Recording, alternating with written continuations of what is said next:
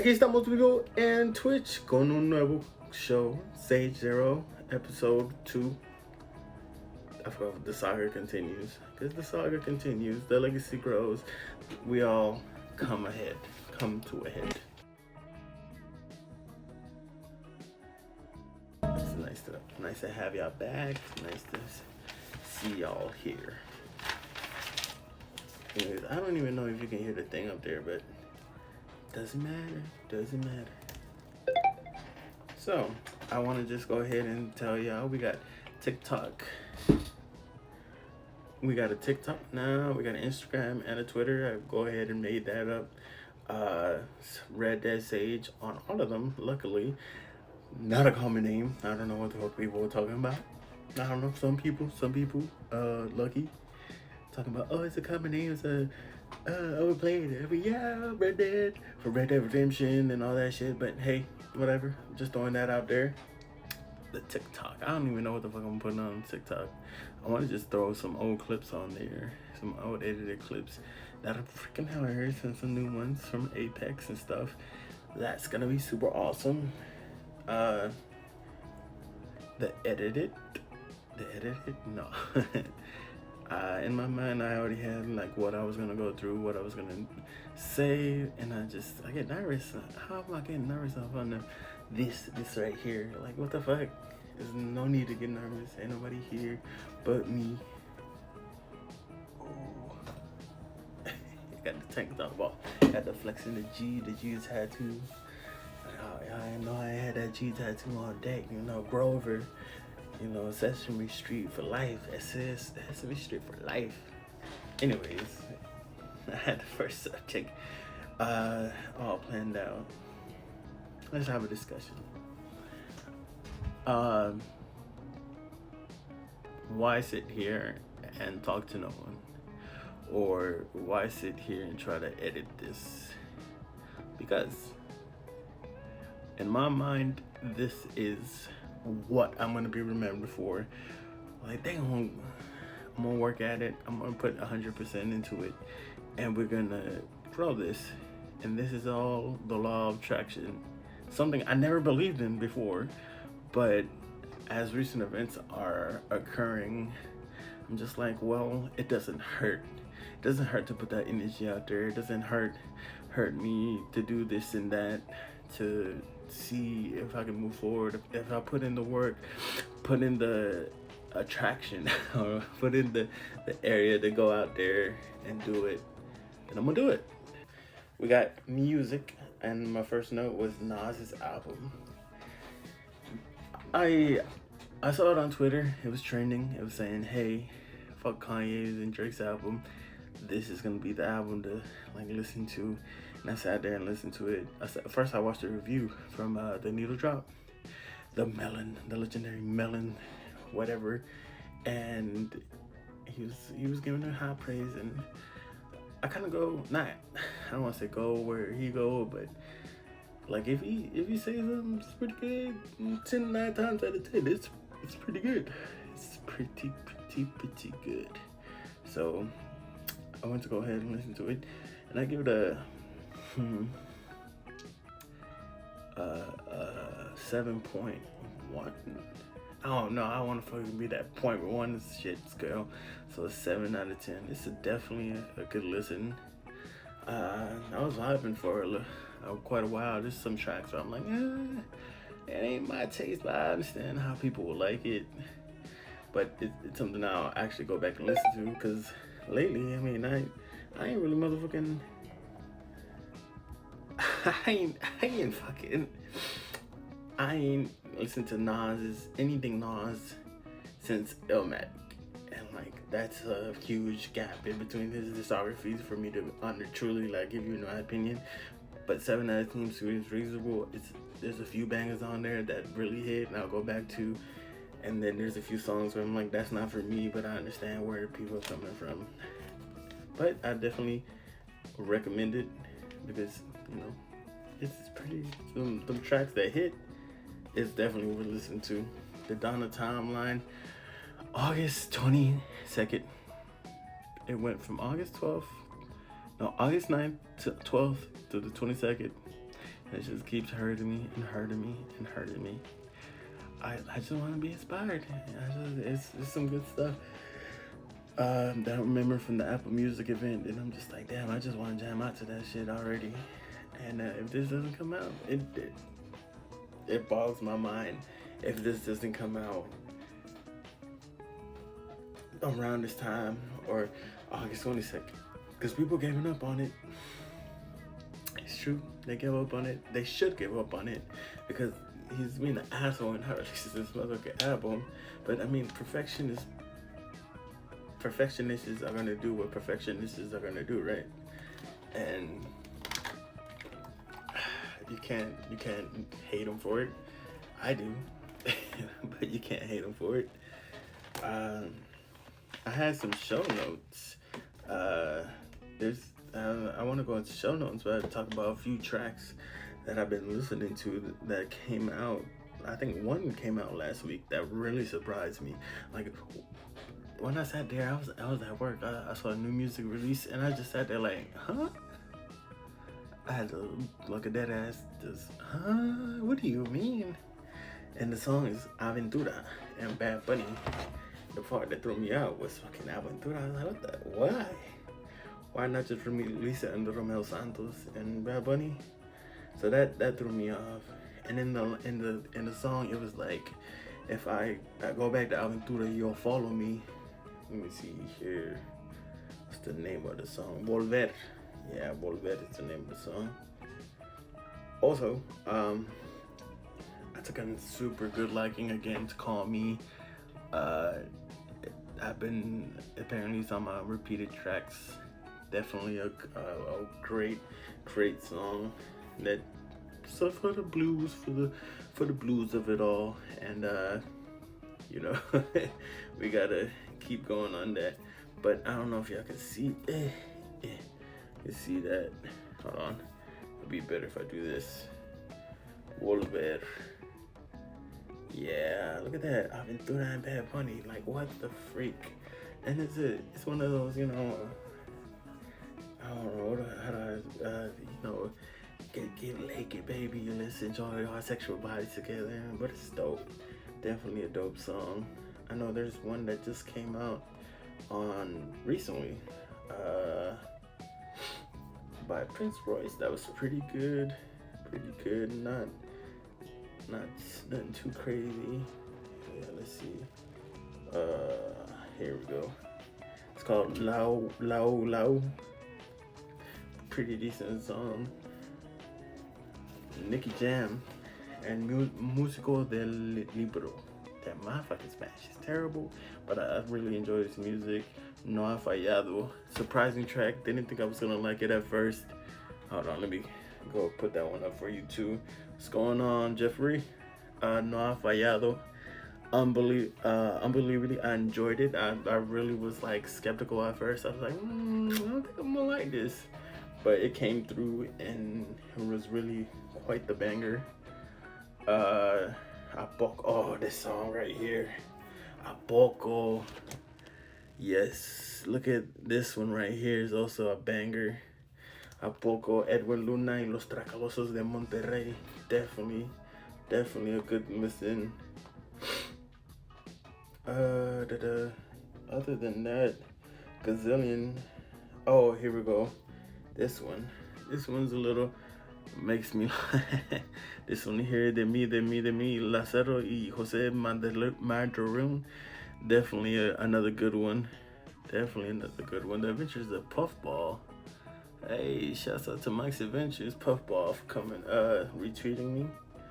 And that's it for the new music release, to be honest with you.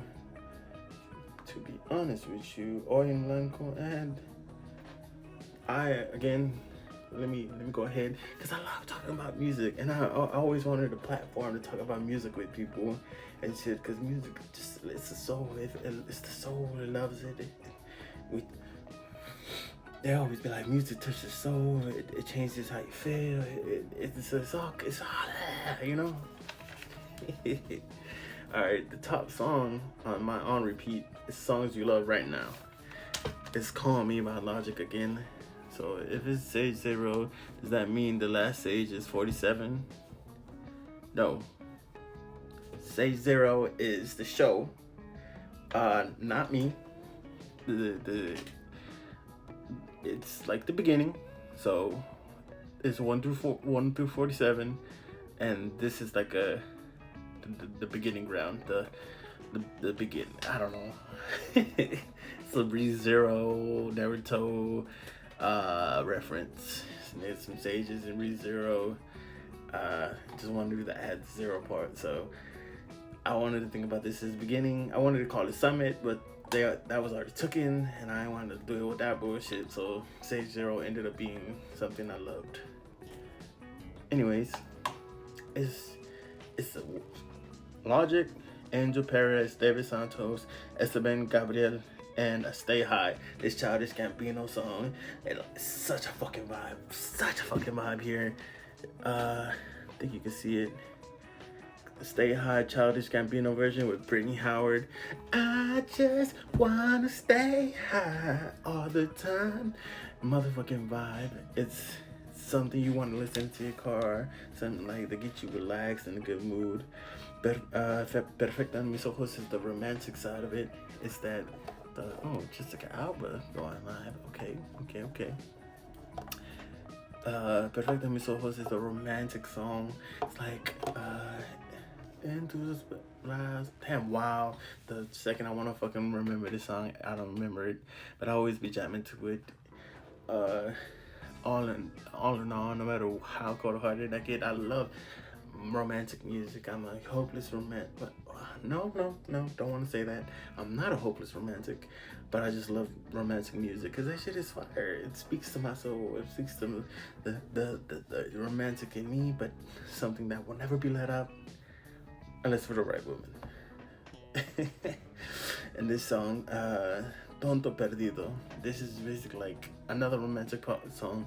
Another part of me where it's like, it's basically saying, hey, I just want to have what everyone else is having in this relationship. I want someone to take care of me, love me.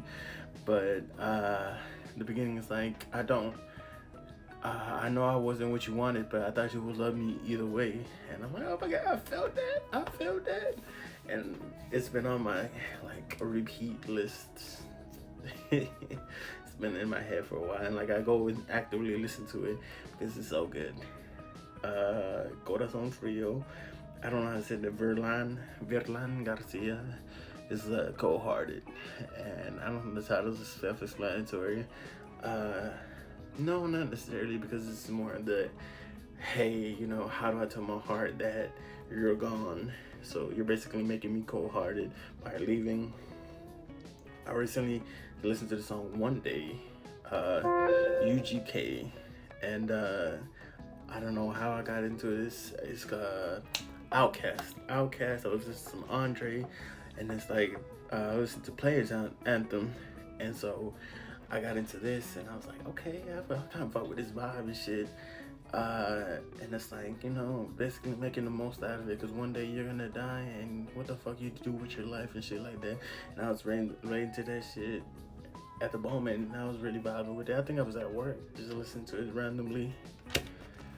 All I do is rhyme. All I do is get this money. All I do is grind. Again, with the freaking Young Sinatra collection coming out on Spotify, I had to go back and listen to the classics. I know Numbers. Damn, I thought Numbers was in here, because Numbers is a fucking good one too. I can't believe Tokyo Nights. There's a newer song that's that he released on there, because I don't remember having listened to it on any of the Young Sinatras. But Numbers is going, you already know what I've been on, you know where I be at, because men lie, numbers don't see that. Oh man, that was such an era right there. Such a fucking era. Let's go down the list. Then we got some so this song Soy Aquel, Los Primos de Esta. I hope I'm saying this shit right. It's definitely another banger. It's old, but there's a part that it's like Lina Mariposa. Like there's a certain part that genuinely love, and it's well worth the listen if you haven't listened to it. Again, it's a romantic song, something to touch your heart chords or whatever, but the guitar is always dope. The always had to come on my, like, I love this. I can't get enough of this. And that's about it for my on repeat thing. I know Spotify has a platform now. It's called Spotify Green Rooms. I'm gonna make one of those and try to hop on there and do that because I want to talk more music with more people. Definitely, because again, music is just that thing. I hope I showed up after the sports section. I mean, sports section is usually at the end of it, at the end of it, and at the end of it all.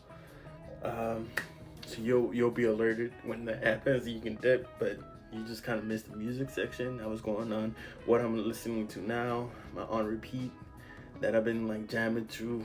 There's a lot of Spanish songs. Top one was "Call Me" by Logic, and another like 2 songs from Logic appeared on there. So I'm kind of getting a revival since he came out of retirement. I started listening to his shit again because I'm like, okay, you doing your thing, so let me go ahead. None of the Bobby Tarantinos though. I didn't like none of them. I didn't care for 44 bars or anything. None of those were good to me. I don't know why. Don't ask me. But it wasn't worth the listen. It was not worth the listen. Actually, we're gonna continue on this motherfucking music craze because why not? It's my show. I wanted to talk about my top. I'm gonna do top 20, and then we'll do 19 and 18 some later episodes. So 2020 was a crazy year, of course, but my top song, That's Bed by Coffee Your Head. It's that little TikTok song. TikTok really motherfucking got me. They got these crazy good songs. I'm like, oh my god, I gotta go listen to this stuff because I'm like, it's either cutesy dootsy or something to make you fall asleep. Deathbed, power poof, and biddy don't fall asleep too much, don't fall. I think a wick of coffee. Y'all not here for the singing. Y'all here for the talk show. That's fine. 2020 was also a year where I freaking picked up this novela. It's a Colombian TV show that showed on Netflix. It's called Amar y Vivir, Love and Life. And my god, I binge watched it. It was like 60 episodes, and like the episodes were like 40 something, and I binge watched the shit out of it. I truly loved it, and you can tell because on my playlist, number two, not number uno, number 2. Well, actually, I have I have 2 in the top 5. It's a song called Me Duele. It's when she thought her husband died. Spoilers, I guess. Thought her husband died, and she was singing this song at her funeral. Es que me duele. Basically saying it hurts not to have you, even though what you did, I will forgive you if you just come back to me. And I loved that. I loved it. I want to, like, how people be like, oh, I want to give up on Naruto and motherfucking not give up but forget Naruto and watch it again. I would definitely do that for that. I spoiled it for myself by watching ahead and then rewatching it, but man, it was so good. I loved it. There's a song Nadia, and it reminds me of a female. It was a co-worker at the time. I was like, damn, she reminded me of someone I used to know. Somebody that I used to know. So it's very something about her just attracted me to her, and it's called Nothing. It's basically a song about, hey, nobody in this world will love you like I do, and boy, this is a fucking scent base, and I just fucking snorted. What the fuck? No, shit. Okay, let me calm down. I'm motherfucker just snorted. What the fuck? Oh, crap. Oh, shawty, it cute. Nobody in this world will love me like y'all do. And then it's like, no, nobody. Definitely a wonderful song. And I have another song by him. It's Remy Valenzuela. It's Loco Enamorado. I'm crazy in love And both of them reminded me of her because I was just simping out my ass, and she was engaged to be married. But supposedly she was having issues in her marriage or whatever, and there was questions about whether or not she was just being used or nothing. And I don't know, I ain't do nothing.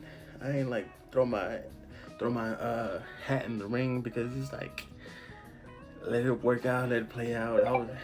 I ain't gonna lie, I was hoping that shit broke up, you know. But yeah, then she left. I left, and she left for insurance and shit. So I don't get to speak to her anymore or anything like that, and that's fine. We continue on. We do some things. Next up, para olvidarme de ella. This is another one reminding me of 3 songs in my top 20. In my top 10 that reminded me of a chick, and it's like basically it's like how to forget it, how to like fucking what's it called, just how to get over it. So the first 2 were like love, and now it's like let's move on, let's get the fuck out of it. There was a situation that I was going through, another scent phase, something I'm very adamant not to do ever again. But it was a scent phase, and it's again how the TV show from Colombia is called No sé si me mereces. It's a song about I don't believe that you're that I'm worth it. No, that I don't believe you deserve me. And this is my shit. If I was listening to this so hard, I should have took these words to heart, because I'm like, no, at the end of the day, she didn't deserve me. She wanted a toxic relationship, somebody who mistreated her, and she was I heard this perfectly explained by one of my favorite YouTubers, streamers, a guy who's getting his bag. I wouldn't want to throw it out there because I really admire this guy, but TBH put it exactly on the mark. She got dickmatized. She just loved that, and she didn't see it with a good guy was in her face. I fucked up. I had some bad decisions that I made, but sure. Shotty was free spirit. She was doing some things. Shotty was a hoe. Let's go. Shotty was a hoe. She ended up getting some shit, and she cried about it. And me as a simp, I was like, yeah, it's gonna be okay. Realistically, I should say, yeah, bitch. Okay, damn. All right, let me roll it back. I should have been like, yeah, you kind of got what you deserved, and kind of moved away from it, because it was toxic. But I like looking back, I laugh at it. Yeah. This is not just throw out there. This is conversation. We're talking about the music, what happened, and I'm bringing it up. Oh my god, this song came at the right time, at the right moment. This is 2020. We're reminiscing. I'll let it go. Let it go. We just reminiscing. This song also came at a good time. It's called Girl of My Dreams. It's when I was sipping over that girl at work. And like, girl of my dreams. Also, I love the production on it. I love good music. And it was some good music at the time. Tu eres la razón. I actually don't remember how that song goes, to be honest. So we're not going to bring that up. Always in a rush. Was a vibe. Definitely was a freaking vibe.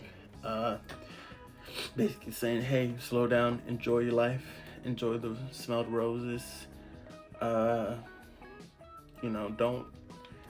focus on too much on one thing, and remember to enjoy the people you're with, enjoy the people enjoy yourself. Definitely. Matter of fact, I gotta start listening to that shit again, get a good mindset. Tu me haces falta was, I think it was closer to the beginning of the year. It was a song about like, you're missing from my life. There's no king without a queen, stuff like that. Again, very good not soundtrack, but instrumental guitars and stuff like that. Enjoy the fuck out of that. We're gonna move down a little bit. By me, nah. Paper Thin, Leanne LaHavis. I got recommended her album by The Needle Drop. Loved, what was it called? It was called Blood. Loved that album. She came out with another album called self-titled Leanne Havis, and she put Paper Thin on there, and I'm a sucker for shit like that. Paper thin, I feel like these walls are caving in. Whoa, this pain is real, and it won't help me. I'm a sucker for her music. She makes some very, very amazing music. Loved everything about that track. Definitely a top 10. It was in my top 10 for a while because I played it to go to sleep. I understand why these weren't my thing, because I know I played the first two I always played when I went to sleep, and Paper Thin was no different. I don't know why it's so low, why it got so low at the thing, but I played that when I went to sleep. But also, same album, Bittersweet. I think they released as singles at the time. They weren't even in the album. But Bittersweet, damn, I don't remember that one. I know I loved it at the time because it's on here. We go Memories, Chaos. The Rick and Morty hits that kept coming. They dropped Do You Feel It? And this song from it. And Rick and Morty showed me a nice little group there. I really don't like anything but those, but definitely if you check it out, it's called Memories by Chaos. These memories that we cherish. Feeling like not reminiscent stuff, but like stuff that gets me in a certain mindset I really enjoy. This song, I always thought about this when I heard it on my thing. Why do I have this on here? But then I think I had a playlist where this song came right after, and always let it play through for some reason. And that's the Hora Somos Unidos. I think it was a song that was made. Well, by the title, it's like, hey, we gotta come together in this time of need and be, humans and help each other, help one another. We're all humans and we want to help one another. True, Gentile, free, black man, white. We all gotta come together. And that Alan Watts, total dopeness. So this song right here is all right. I gotta show you this one here. This song right here, motherfucking. A guy was like, hey, throw him this song so he gets the exact motherfucking feeling of how you felt at the moment. It's called No Me Hubiera Enamorado. I should have just done the right thing and walked away when I got what I wanted. But no, I had to be a dumbass. But this song, No Me Hubiera Enamorado, this shit here was a motherfucking banger. I was like, oh my God, how is this song actively describing my situation? Man, I couldn't be any more amazed of how accurate this song was for my situation at the time. Crazy. Let's go a little bit deeper, a little bit more. Regalo de Mino. I want to talk about this one. This song, again, from the Spanish Colombian TV show. The basis of the song, she had a kid. He was doing crime. Blah, blah, blah. The song is like, hey, stop being a fucking criminal and come make a family with me. And she was describing to the kid, hey, I'm gonna be here whenever you need me. I'm your mother. I won't hold you down. I only want to bring this song up because of I want to send it to somebody, and that's all. Beautiful song. I cried a little bit. It was an emotional ass moment, very emotional ass moment. I'm like, oh my God, baby. Why does he want to come home and make a family? It's a big family. Distance. I don't think it's that one. Hold on. Off of the Beast Coast album, I want to shout that motherfucking album out. That shit was hard. I loved all the tracks on there. That was my top. When it came out, it was on repeat. All of the like the whole album was. I think that was my top album that year. Top 20 2020. That was my first album because that shit was so good from front to back. I'm a rubber band man, so I always bound back.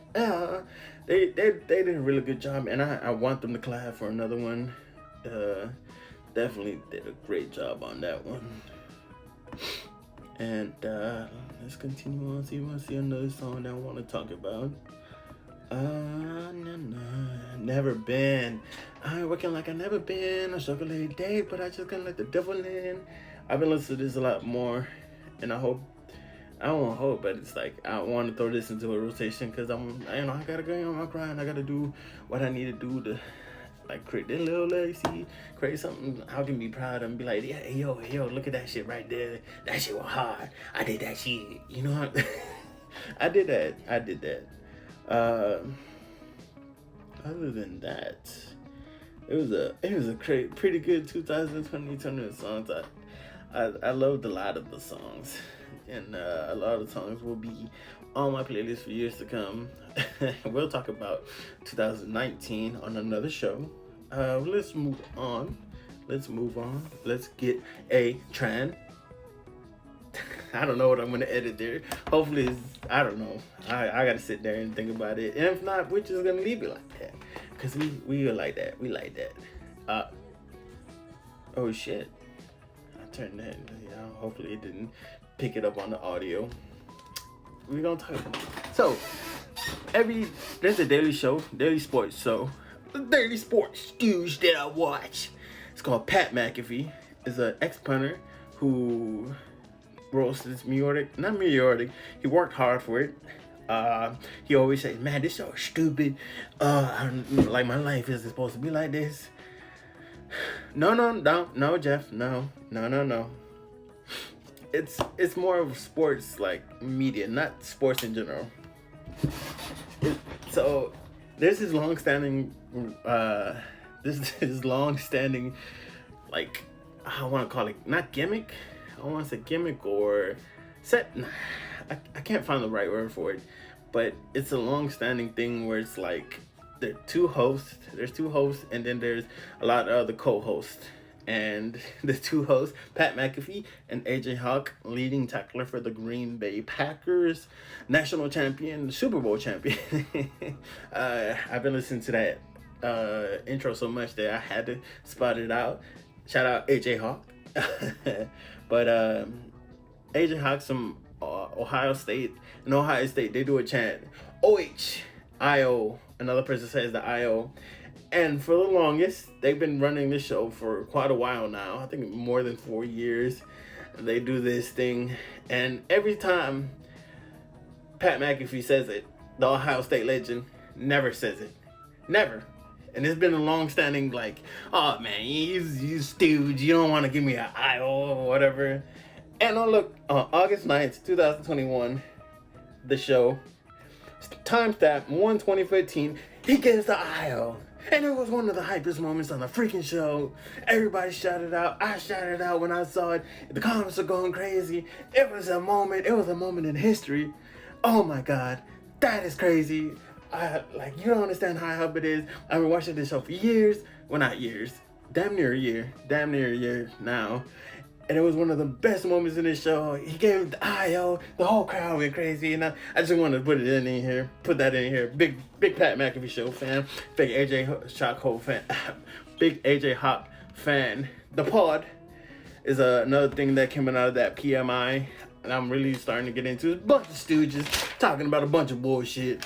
And sometimes I don't like their takes. Sometimes I do. But it's just a bunch of stooges being stooges. And forever being stooges. Anyways, I picked up a new show because I want to talk about relatively new things on this. So I watched this new show on Hulu. It's called Reservation Dogs. This is classified as a comedy and drama. It came out August 9th. Came out with 2 episodes back to back, like Drake.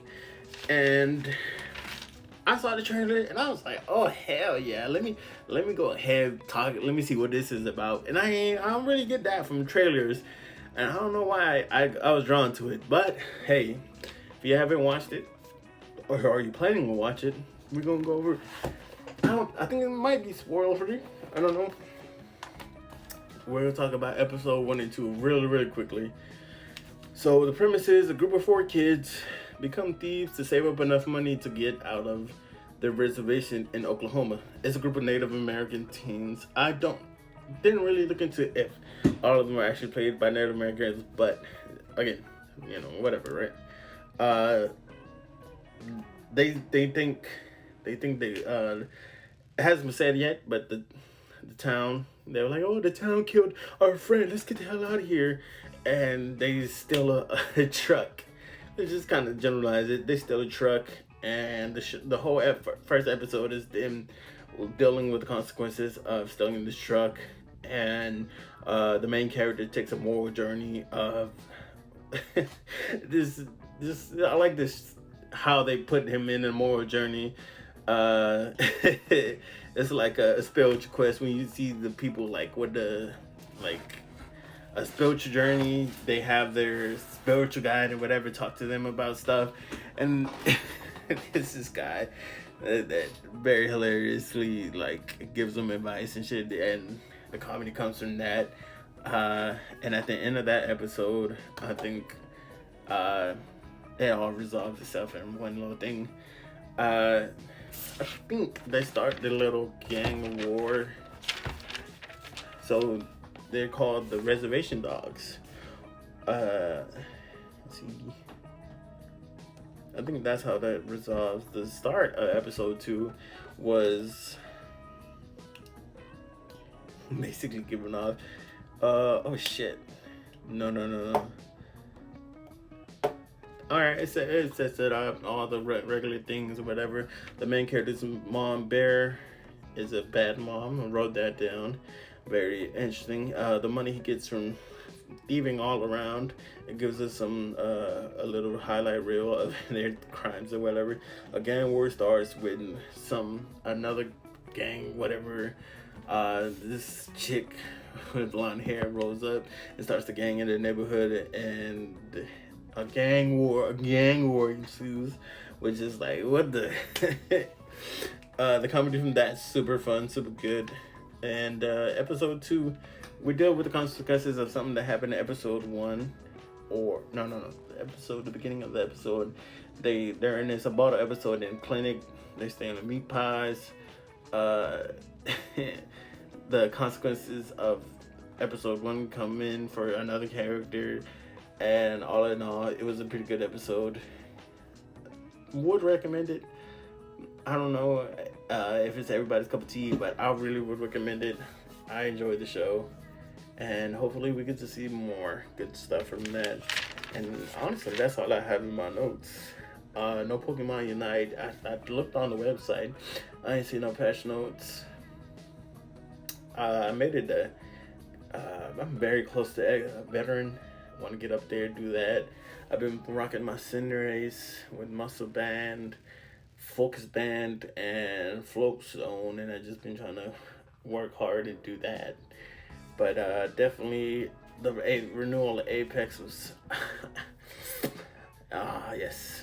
I've been dropping 10, letting kids. I ain't getting no win though. I ain't getting no win with my buddies, but we out there, we were doing our thing. I'm glad people are enjoying it. I love Apex. I love Apex. I want to keep that clear. I love Apex. I'm glad everyone's enjoying it. Hope them toxic ass Warzone players, they fucking broken. Nah, let me not be that guy.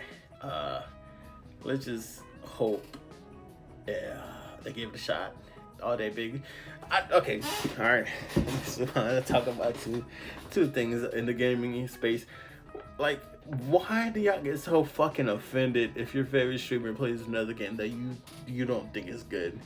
And you're like, I play this, play that. I mean, why are you playing that game so bad? Like that shit blows my fucking mind. Like, I never understood like people like that. Like, how I thought I had my damn mic in. Try to grab for my mic. This shit is so crazy to me to think like you hate this game so bad. You want to see your favorite streamer enjoy it. Because I know that's happening with Nick Merckx. I saw the top comment on there. It's like, oh, and it's in Tap Man. And their disrespect or whatever. It's like, oh, this game dead. I play Warzone, PUBG. Like, shut the fuck up. Like, let people play what they want to play or whatever. And like, yeah, you if you don't like it, just tune out. Like, people just love to complain. Like, you ain't gotta watch him. You can go watch other stuff. But no, you want to sit there, bitch and moan about something. And I mean, there's situations where I do the same shit. But like, when I see it, I'm like, all right, yeah, I got to do better. I got to stop doing bullshit like that. And this guy needs to stop doing bullshit like that, because that shit's, you're a grown man complaining to another grown man about playing another game. Shit is crazy. Also, actually, I do have more stuff. I had a tweet. I saw a tweet from PlayStation put out, hey, what you're playing? I think it was October 9th. And hashtag not a PS5 came up, so I just wanted to bring that up. I know people still struggling to get a PS5. Then you get the random nigga head who said, nah, Last of Us, fucking worst game. What? That's a fucking weirdo too. Grown man just ran like, oh, fucking Last of Us. I mean, how many games have come out since then and you still bitching about the Last of Us? Like, get the fuck over it. Get over yourself, dude. Crunchyroll. Also wanted to talk about that. Funimation and Crunchyroll hopefully are going to be united and under one streaming service. I don't know how this is going to work out. You know, keep you posted, keep things going. But I know Sony bought both of them, and I saw something about adding a more expensive version of PlayStation Plus to include maybe Crunchyroll, maybe Funimation. That would be dope. I know people love to bitch about fucking PlayStation, but I love to bitch about PlayStation Plus, but I mean, honestly, you pay maybe what, 60 off the rip, the price of one fucking game. And yeah, not every fucking game is gonna be a hit, right? But there's at least 4 to 5 games that make that worth it, where you're like, damn, this shit pretty good, and you can have fun. But no, people love to fucking complain about how PlayStation was, it's fucking trash. You got this game. Blah, blah, blah. Like, what the fuck is your problem, dude? They be like, oh, wait, you gotta play. All right, I agree. We should not have to pay for PlayStation Plus. We should not have to pay for to play online. That sucks. But at this point, like, what the fuck can we do? Like, you understand what hobby you have. You understand, like, what that game is expensive, and it doesn't have to be. You can get a lot of good games are free to play or whatever, but you gotta understand, gaming is a business. It's a business. And I don't want to play a fucking shell or whatever, but $60, dude. You pay $500 for the console. Hell, if you're still on PS4, you have various games that you pay $60 for. And in my opinion, there was multiple games that made that $60 worth it. But a lot of people like, no. And I'm like, all right, bro, whatever. But the notion of getting Crunchyroll and Funimation for a more inexpensive PlayStation Plus is very intriguing. To loop them things into one, make my PlayStation Plus subscription a little bit more worth it. Like I said, there's a level of complaining that's like, what the fuck are you doing? Like, and then it's like, okay, they can do this and this and this to do it. People love to complain, but they never try to give solutions. That's what I throw that out there. But yeah. Also, I also want to throw this out there. No console world. I'm gonna get me an Xbox, and I don't understand the concept of console wars. Like, oh, this is better than this, and none of y'all are getting paid. Like, get the fuck out of here. I mean, get all y'all, if y'all gonna start playing, get your money up, get both. The fuck you got a console war That shit seems stupid to me. Now, I used to be PlayStation heavy and whatever, but now it's like, yeah, don't give me an Xbox. I'm gonna get all this shit to the Game Pass, cause that seems like a good service as well, the Game Pass, cause it has a lot of games on there, and then new games are coming out there. Like Back 4 Blood is coming out on freaking Xbox Game Pass and shit. So it's a well worth service that I'm like, okay, hell, I even got in the Nintendo Switch Pokemon Unite that I've been talking about. I enjoy playing on my Switch. I know I got Marvel Ultimate, Mario Golf. I said Mario Ultimate Marvel Alliance 3, Block Order, Monster Hunter I was playing on there. There's games to play. They're old. And I just got on them, but you know, there's things to play on the Switch, the thing, and I'm gonna get an Xbox to play on that. So enjoy everything. Why do y'all had to fight? Why is everything a fight? I remember this and this and this and this. But pretty much, I'm pretty much done with everything I wanted to talk about. I think my intro was super fucked up, very fucked up. So I'm gonna have to edit that for real. Kind of make sure cut the best parts in and the best parts out. I think I already know how I'm gonna do it too. But other than that, I'm done for today. Hopefully we got some more news next week. Get more interactions in the chat. I know Kind Heart, my buddy Kind Heart couldn't stay through it, or maybe he did. I don't know. But shouts. Wait, no. It's my outro. I think I wanted to go the Cowboy Bebop route. See a space cowboy.